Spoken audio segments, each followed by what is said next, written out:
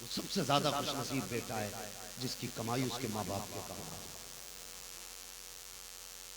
छोटी बात नहीं, अगर आहिस्ता कही है तो हल्की ना जानना, मगर बात कहता हूं मैं, वो सबसे खुशनसीब है मुफ्ती साहब जिसकी कमाई अपने माँ बाप के काम आ जाए। मुझे बताइए, अगर तू 6 फीट का हो गया, जब तक जिंदा रहे माँ बाप, उनका दिमाग खाता रहा, इंतकाल के बाद तूने दौलत भी कमाई तो किस काम की? फरमाया गया सबसे बेहतर खर्च वो है जो माँ बाप ने किया। सबसे बेहतर खर्च अपनी कमाई का माँ बाप ने किया। नसीब वाले नहीं, कल ये दौलत तो होगी, माँ बाप नहीं होंगे, गाड़ी बंगले सब होंगे, माँ बाप नहीं होंगे। और यार ये महफिलें भी सजेंगी, ये लंगर भी चलेंगे, लेकिन सब होंगे। तेरे गले में हाथ डालने वाले तेरे यार होंगे, हिम्मत बढ़ाने वाले तेरे दोस्त होंगे, लेकिन जब घर में कदम रखेगा ना तो कभी बाप रुलाएगा, कभी माँ रुलाएगी, कभी बाप याद आएगा, कभी माँ याद आएगी। और सच्ची बात कहता हूँ, मैंने अमीरों की ईद भी देखी है, उन गरीबों की ईद भी देखी है। वो अमीर जो माँ के बगैर ईद करते हैं, मैंने उन्हें भी देखा है, और वो गरीब जो माँ की गोद में बैठ के ईद करते हैं, मैंने उन्हें भी देखा है। अमीरों के पैर में 18,000 का जूता तो होता है, घर में माँ नहीं होती है। 12,000 का कोट पैंट तो होता है, घर में माँ नहीं होती है। 2800 का चश्मा तो होता है, घर में माँ नहीं होती है। घर में आते हैं घर सूना लगता है, लेकिन खुदा की कसम इसी के बरअक्स, जिसके पैर में 70 रुपए की जूतियां हो, 30 रुपए मीटर के कपड़े हो, चेहरा साफ हो, सर पे 10 रुपए की टोपी लगी हो, और घर में माँ बाप मौजूद है, खुदा की कसम जैसे घर में कदम रखता है उस वक्त में लाखों के कपड़े एक पल्ले में रखो, गरीब की ईद एक पल्ले में रखो, फिर भी अमीर की ईद गरीब का मुकाबला नहीं करती। इसलिए कि अमीर को सलाम करने वाले मतलब के यार होते हैं, गरीब को सीने से लगाने वाले सच्चे प्यार करने वाले हो। नारे तकबीर, नारे रिसालत, मसलके आला हजरत, जश्न गौसुल वरा, मुफ्ती हम्माद साहब क़िबला, नारे तकबीर, सुभान अल्लाह। बहुत अच्छा पैगाम। वाह, सच्ची ईद भी सुन ले। सच्ची ईद ये नहीं कि तूने नए कपड़े पहने बाजार में निकल गया, सच्ची ईद ये भी नहीं कि तूने नए कपड़े पहने यारों के साथ सैर लगाया गाड़ी में निकल गया। सच्ची ईद कब होती है? जब तू घर में आए और बाप तुझे देखे, मुस्कुरा दे, माथा चूमे, और जब बाप कहते ना बेटे बेटे ईद मुबारक हो, खुदा की कसम ऐसा लगता है सारी कायनात आमीन कहने लग गई। बाप के जुमले होते हैं, ये बाप की दुआएं होती है। यार किया है, मुकद्दर वाले हो, अगर रब ने माँ दी है, इस दौलत की जीते जी कदर कर ले, जीते जी इस दौलत की कदर कर ले। अगर ये चली गई फिर नहीं मिलेगी। अब जरा आगे बढ़िए, सुनिए। उसी बस्ती से गुजरते हैं जिसमें माँ रहा करती है। दिल में ख्याल आया बायजीद 12 बरस गुजर गए खुदा की तलाश में, खुदा जाने माँ होगी कि नहीं होगी। कहने लगे यार चलो चल के देखते हैं। अपने दरवाजे पे आए, रात का वक्त था, दरवाजे पे एक बार दस्तक दी। दिल में ख्याल आया ना बायजीद लगता है माँ सो रही है, आवाज बुलंद ना करना वरना माँ की नींद में खलल पड़ जाएगा। ये सोच के चुप खड़े रहे, इंतजार करने लगे जब माँ उठेगी दरवाजा खुलवाऊंगा। आधी रात गुजर गई। आधी रात गुजरने के बाद जैसी घर की दीवार की छोटी सी नाली से पानी बहा, समझ गए माँ तहज्जुद के लिए उठ गई है। अल्लाह अकबर। वो माँ भी बायजीद बुस्तामी की माँ थी, कोई आज की माँ तो नहीं थी जो सीरियल का वक्त याद हो, कुरान पढ़ने का वक्त याद ना हो, जिसे चैनलों के नाम याद हो, कुरान की सूरतें याद ना हो, जिसे अपने वक्त पे आने वाले चैनल के ऐड का वक्त तो मालूम है लेकिन आने वाली नमाज का वक्त मालूम नहीं है। वो माँ भी बायजीद बुस्तामी की माँ थी। अल्लाह अकबर। जैसी नाली में पानी बहा है, माँ ने वुजू किया, बायजीद समझ गए माँ उठ गई है। आपने आहिस्ता से दरवाजा खटखटाया, अभी जबान से कुछ नहीं कहा, खांसे तक नहीं थे, तवज्जो मेरी तरफ करना, खांसे नहीं थे। जैसी दरवाजा खटखटाया अंदर से आवाज आई, बेटे बायजीद ठहर जा अभी आ रही हो, बायजीद ठहर जा अभी आ रही हो। माँ ने इतना कहा, बायजीद गश खा के जमीन पे गिर गए। अल्लाह अकबर। होश आया, माँ दरवाजे पे खड़ी थी, रो के कहने लगे माँ बता तो सही, मैंने तो आवाज भी नहीं दी थी, मैं तो खांसा तक नहीं था, तुझे मेरे आने का पता कैसे चल गया?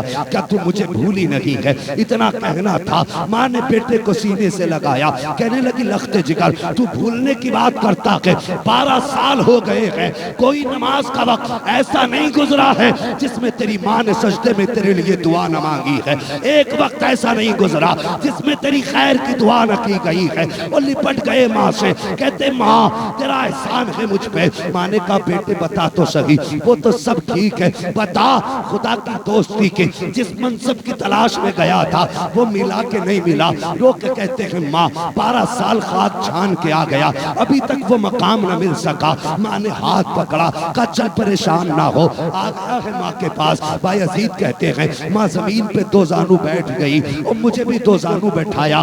उसके बाद माँ ने मेरा सर अपनी गोद की तरफ झुकाया और ये कोनियां मेरी कमर पे रखी हैं और उसके बाद माँ ने हाथ उठाए हैं। कहते मैं माँ की गोद में सर रखे हुए था, माँ की कोनियां कमर पे थी। मेरी माँ कह रही थी ए मेरे परवरदिगार 12 साल तक मैंने तुझसे कुछ नहीं मांगा, न अपने बुढ़ापे के लिए मांगा, न अपने पेट के लिए मांगा। ए मेरे परवरदिगार आज एक बूढ़ी माँ तुझसे कुछ मांगना चाहती है। ए मेरे मालिक मेरे उलझे हुए बालों को देख, मेरे सुखड़े हुए गालों को देख, मेरे फटे लिबास को देख, मेरे मालिक मेरी गुर्बत को देख। भाई अजीज कहते हैं माँ कहती जा रही थी, रोती जा रही थी। कहते माँ की आंख का आंसू मेरी कमर पर टप टप गिरना शुरू हुआ है। अल्लाह अकबर। कहते मेरी माँ ने कहा था या अल्लाह मेरा भाई अजीज जिस मनसब की तलाश में 12 बरस तक भटकता रहा है और वो मनसब ना मिला, या अल्लाह आज एक माँ कहती है कि मेरे बेटे को वो मनसब अता फरमा दे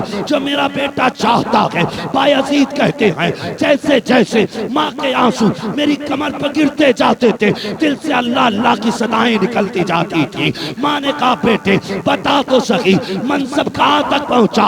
कहते मैंने कदम पकड़े और कहा ए माँ जो मनसब 12 बरस तक खाक छान के ना मिला वो मनसब मुझे माँ के कदमों में आके मिल गया।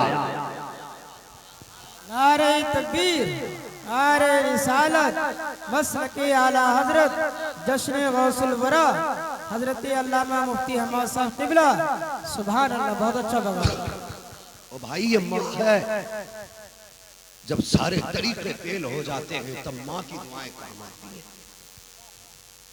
मैं किसी रिश्ते की मुखालफत नहीं करता, भाई बीवी है तुम्हारी, हक है उसका, लेकिन माँ का भी तो हक है, उसका भी हक अदा करो। ये कौन सा मसला हो गया? बीवी ने कहा नहीं अलग घर में रहना तो तुम चल जाओ। वैसे ये भी तो कह जब मैं कमजोर था तो माँ ने मुझे नहीं छोड़ा, आज माँ कमजोर है तो मैं माँ को कैसे छोड़ सकता हूँ? कभी ये भी तो कह के देख ले, भेड़ की तरह गर्दन झुकाई जिगर बीवी ने कह दिया चल दिया। और बीवियों की भी समझाओ, आज तू किसी घर की बहू है, कल तेरी बेटी भी किसी घर की बहू बनेगी। अगर चाहती है तेरी बेटी उस घर में जाके इज्जत से रहे तो तू भी इस घर में सुकून से रहे। जब तू मेरे माँ बाप की इज्जत करेगी अल्लाह तुझे इज्जतें देगा, और जब तुझे इज्जतें मिलेंगी तो खुदा तेरी बेटी को इज्जतें देगा। हालात देखकर करे माँ की शान बड़ी है, वो गौसे आज़म है कौन? एक बात और बता कह दें सुभान रखे नस्लें आबाद हो आपकी, सबको मेरे गौस का बगदाद वाले ताजदार का सदका अता फरमा दे। हाँ, और मैं समझता हूँ ये जितने भी आए हैं अपनी मर्जी से नहीं उनके बुलाए हुए हैं। हाँ, ये मुफ्तियाने इकराम फरमाते कि कोई भी उनका नाम लेता तो उनकी मर्जी के बगैर नहीं लेते, नाम भी तभी लेता जब वो चाहता। कौन है वो बता दो, मुकद्दर पे नाश करो, अल्लाह ने तुम्हें और मुझे कादरी बनाया। बरेली से आवाज आती है कादरी कर, कादरी रख, कादरियों में उठा, कदर अब्दुल कादिर कुदरत नुमा के वास्ते। और ये हर वक्त दुआ मांगा करो, अल्लाह कादरी कर, कादरी रख। कादरी होना ये सबसे बड़ी जीत है। क्या बंद करो, कादरी होना खुद में सबसे बड़ी जीत है। अभी पता चलेगा कादरियों को अल्लाह ने कितना बड़ा नसीब आता है। जरा कह दें ऐसे कहेंगे यार पूरी जिंदगी गुजर गई, उनका लंगर खाते खाते दांत टूट गए, नाम लेने में भी कंजूसी। जोर से कह दें या गौसल मदद। अल्लाह सलामत रखे। सुने मेरे हुजूर की महफिल है, मिंबर शरीफ है। हुजूर फरमाते, लोगों मेरा एक दीवाना है, बाल उलझे हुए रहते, कपड़े बोसीदा रहते, कर्न का रहने वाला है, नाम उवैस है। और इतना अल्लाह का बरगजीदा बंदा है जिसके हक में हाथ उठा दे अल्लाह कभी उसकी दुआ को टाला नहीं करता। अल्लाह उसकी दुआ को कभी बोले टाला नहीं करता। हुजूर फरमाते लेकिन मुझसे बड़ा इश्क करता है। सहाबा कहने लगे, हुजूर अगर इश्क इतना ही करता है तो फिर आपसे मिलने क्यों नहीं आया? हुजूर फरमाने लगे, उसके आगे मजबूरी है। कौन सी? आका ने फरमाया, उसकी एक नाबीना माँ है और उसके सिवा माँ का कोई नहीं है। अच्छा हुजूर, फिर मेरे आका ने फरमाया, मेरे बाद मेरे उस गुलाम से अबू बकरो, उमर और अली मुलाकात करें। हुजूर ने फरमाया, उमर और अली खड़े हो। दोनों खड़े हो गए। कहने लगे, जब उससे मुलाकात हो ना तो उससे कहना मेरी उम्मत के लिए दुआ कर। यार इतना प्यार उम्मत से हुजूर करते थे। कोई बाप अपने बेटे के लिए इतना नहीं रोया, कोई माँ अपने बेटे के लिए इतनी नहीं रोई होगी जितने मेरे हुजूर अपनी उम्मत के लिए रोए। उनसे प्यार करो जवान, उनसे प्यार करो। फरमाते उससे कहना मेरी उम्मत के लिए दुआ कर दे। अल्लाह अकबर। कौन उवैस है? एक दिन माँ के कदम दबा रहे हैं, दबाते दबाते ना सब्र का बंधन टूट गया। जब्त ने जवाब दिया, आंख में आंसू आ गए। माँ तो नाबीना थी, पैर दबाते दबाते माँ के कदमों पे बेटे के आंसू गिरे। ये तन्हा माँ का दिल होता है जो आंसुओं की गर्मी से बेटे की हालत का पता लगा लेती है। ये तन्हा माँ है जो औलाद के लिए सबसे बड़ी अगर डॉक्टर है तो वो माँ हुआ करती है, जो बिना नब्ज पकड़े ही बता देती है कि बेटे की हालत क्या है, बेटे की कंडीशन क्या है। ये माँ होती है। जैसी माँ के कदमों पे बेटे के आंसू गिरे हैं, अल्लाह अकबर। फिर क्या था? माँ ने कहा, वैस बात क्या है, आज बड़े बेकरार लग रहे हो। कहने लगे, माँ अगर आज मुस्तफ़ा की बारगाह में न गया तो लगता है कि आज कलेजा गम से फट जाएगा। ये माँ अब तो इजाजत दे दे। माँ ने कहा, तलख्ते जिगर, अगर तू चला गया तो मुझे खाना कौन खिलाएगा, मेरी जरूरतें कौन पूरी करेगा? कहते, माँ बस एक दिन की इजाजत दे दे, मेरा जी चाहता है जिसकी मोहब्बत में सारी जिंदगी तड़पता रहा हूँ, एक बार उसे जाके देखना चाहता हूँ। मैंने कहा, चल ठीक है बेटे, कल चले जाना, लेकिन मेरा काम करके जाना। पूरी रात आपने माँ की जरूरतों का सामान इकट्ठा किया। कहा, माँ पानी यहाँ रख के जा रहा हूँ, खाना यहाँ रख के जा रहा हूँ। मैंने कहा, बेटे वैस जा रहा है? जी अम्मी। माँ कहने लगी, बेटे लेकिन याद रखना सूरज छुपने से पहले पहले आ जाना। अल्लाह अकबर। इतनी बात माँ ने कह दी थी। जैसी आप चले हैं, घर से निकले हैं, अल्लाह अकबर, काफिले के साथ जा रहे थे। काफिले के साथ घर से निकले। काफिला तो काफिला ठहरा, उसके पास तो मुकम्मल वक्त था। गर्मी का वक्त हुआ, काफिला ठहर गया। लेकिन हजरत उवैस करनी के दिल में ख्याल आया, अगर मैं ठहरा तो शाम तक वापस कैसे आऊंगा। आपने काफिले को छोड़ दिया। वो यार हुजूर के इश्क में दौड़ना शुरू कर दिया। पैर की जूतियां टूट गईं, फेंक दी पैर की जूतियां। जब मुस्तफा का मदीना सामने आया था, अल्लाह अकबर, अजीब कैफियत थी उस वक्त दिल में, अजीब हालत थी। शहर मदीना गए हैं, जैसे मदीने में कदम रखा है, बच्चे खेल रहे थे। आपने बच्चों को सीने से लगाया, किसी का माथा चूम रहे हैं, किसी के हाथ चूम रहे हैं। कहते, यार कितने नसीब वाले हो, तुम उस शहर में रहते हो जिस शहर में मेरा महबूब रहा करता है। तुम उस शहर में सांसें लेते हो जिस शहर में मेरा महबूब सांसें लेता है। फिर किसी से हुजूर का पता पूछा, किसी ने कहा मस्जिद नबी में मिलेंगे, हुजरा आयशा में मिलेंगे। दौड़ते दौड़ते मस्जिद नबी गए, जाके दरवाजे पे दस्तक दी। अंदर से आवाज आई, कौन है? कहा, हुजूर का दीवाना हूँ। कहा, किस लिए आए हो? कहा, आका से मुलाकात करनी है। उम्मुल मोमिनीन आयशा सिद्दीका कहती हैं, मैंने कहा, आने वाले हुजूर तो अभी अभी बाहर चले गए हैं। अल्लाह अकबर। इतना सुनना था, ऐसा लग रहा था कि हजारों बिजलियां खिरमन पे गिर गई हों, और वो खिरमन और नशेमन जो बरसों से सजाया था एक लम्हे में जल के खाक हो गया हो। ऐसा लगता था जैसे बरसों की ताकत पामाल हो गई हो। इतना जवाब सुनना था कि हुजूर अभी अभी चले गए हैं।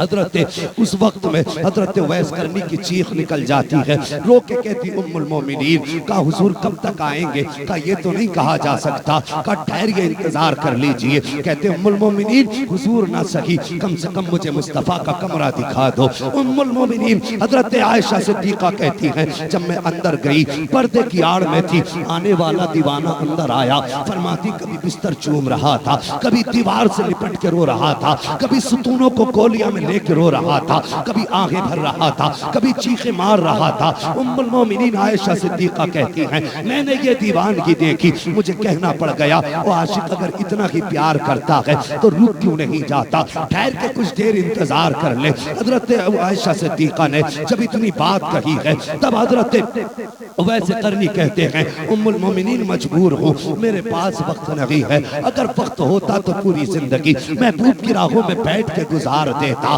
कभी जिंदगी में उसकी राहों से न हटता। ये कह के जब जाने लगे आपने कहा उम्मुल मोमिनीन इतना करम मुझ पे कर देना, अगर मेरे महबूब आ जाएं उनसे मेरा सलाम कह देना और ये कह देना कि क़यामत के दिन जब वो अपने अबू बकर और उमर को उठाएं, अपने उस्मान और अली को बुलाएं तो मुझ गुलाम को भी याद रखा जाए। अल्लाह अकबर ये कह करके हजरत उवैस करनी तो वापस पलट आए हैं। अभी कुछ देर गुजरी है कि इतना में नबियों का ताजदार, नबियों का शहंशाह, सिदरतुल मुंतहा का मुसाफिर, मस्जिद अक़सा का इमाम, सारे नबियों का सरदार, तेरा मेरा आका, फातिमतुज़ ज़हरा का बाबा, हसनैन का नाना जनाब मुहम्मदुर रसूलुल्लाह जाते हैं। जैसे आका आए हैं, आने के बाद हुजूर ने सीने के बटन खोले हैं, लंबी लंबी सांस ली है। फरमाते आयशा कहा जी या रसूल अल्लाह, का बताओ तो सही क्या कोई आके गया है, इतना सुनना था। आयशा सिद्दीक़ा कहती हैं हाँ या रसूल अल्लाह, एक दीवाना आया था, कपड़े मैले थे, बदन पे बाल उलझे हुए थे, चेहरे पे गर्द थी, पैर नंगे थे, पैरों में छाले पड़े थे,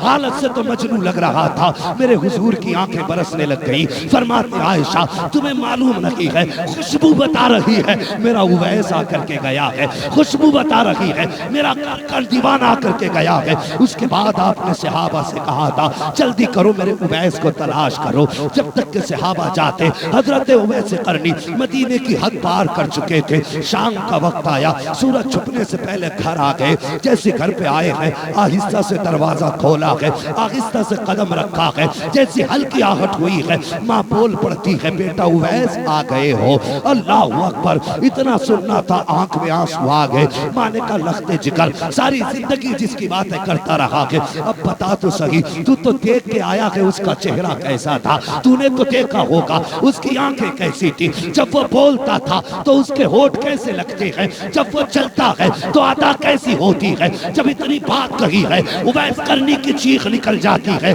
माँ के कदम पकड़ के रोने लगते हैं। कहा माँ गया तो जरूर था लेकिन मुकद्दर का हारता निकला, महबूब को देख ना सका। कहा बेटे किस लिए? माँ की आंख में भी आंसू आ गए। माँ कहने लगी बेटे बता तो सही क्यों नहीं देख पाया? उवैस कहते हैं ए माँ जब मैं गया था अल्लाह अकबर हुजूर उसी वक्त जा चुके थे। कहा बेटे कुछ देर इंतजार कर लेता। कहते माँ कैसे रुक जाता, तेरा हुक्म था सूरज छुपने से पहले आ जाना। कहा माँ अगर मैं रुक जाता तो सूरज छुप जाता, तेरी नाफरमानी हो जाती। ये कह के चीख मार के रोए। माँ ने बेटे को सीने से लगाया और लगाने के बाद अपना दुपट्टा माँ ने फैलाया और रो के कहा था ए मेरे परवरदिगार तू खूब जानता है मेरे उवैस ने मेरी रजा के लिए महबूब की चेहरे की कुर्बानी दे दी है, उसकी जियारत छोड़ दी है। ए मेरे मालिक मेरे बेटे को कम से कम इतना सिला देना कि सारा जमाना मदीने वाले की बातें करे लेकिन मदीने वाला मेरे लाल की बातें करता।